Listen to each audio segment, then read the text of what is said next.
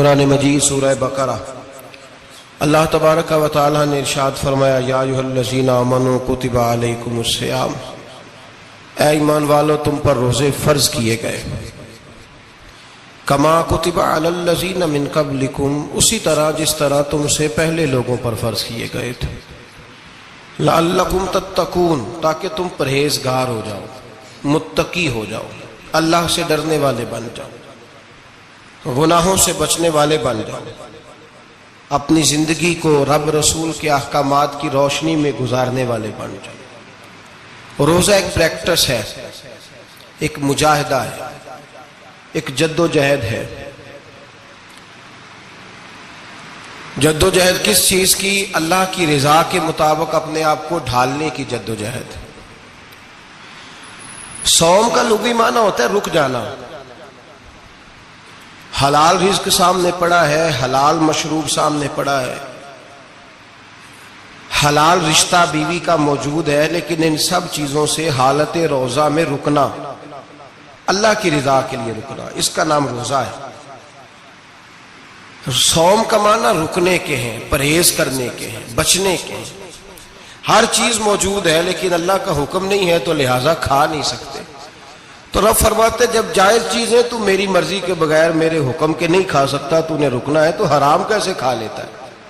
اب جائز چیز کے لیے تجھے حکم ہے، میں کہوں تو کھائے گا، میں کہوں تو نہیں کھائے گا۔ میں نے حکم دے دیا جائز ہے، روٹی ہے، کھانا ہے، گوشت ہے، تیری فریج میں پڑا سارا کچھ، تو با اختیار ہے، منہ میں دانت بھی ہیں، ہضم کرنے کو ہاضمہ بھی ہے، بھوک کی شدت بھی ہے، پر میری اجازت کے بغیر تو کھا سکتا۔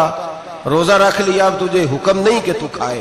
جب جائز چیز میری مرضی کے بغیر نہیں کھا سکتا تو ناجائز کیسے کھائے گا؟ میرے نبی پاک علیہ الصلوۃ والسلام نے اپنے خوبصورت الفاظ کے اندر اس مفہوم کو بیان فرمایا۔ محبوب پاک صلی اللہ علیہ وسلم فرماتے جس نے جھوٹ نہیں چھوڑا، غیبت نہیں چھوڑی، برائی نہیں چھوڑی، اللہ کو اس کے بھوکے پیاسے رہنے کی کوئی ضرورت نہیں۔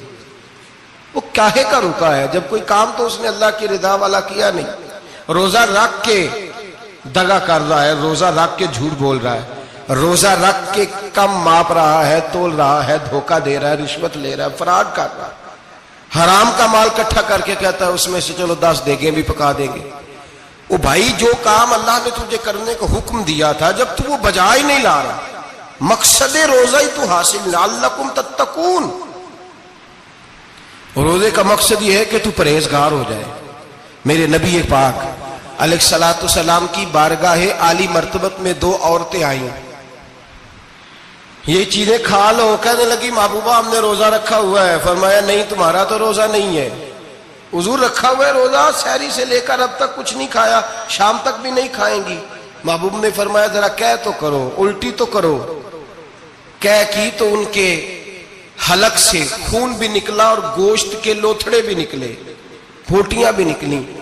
نبی پاک نے فرمایا وہاں بیٹھ کے تم نے اپنے جاننے والوں کی غیبت نہیں کی، چغلی نہیں کھائی؟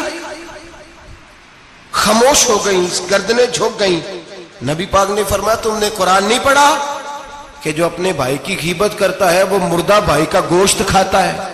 تو گوشت کھا کے بھی تمہارا روزہ رہ گیا۔ کس طرح کا روزہ ہے کہ صاحب روزہ رکھ کے نہ رکھنے والوں پہ تنقید کر رہے ہیں؟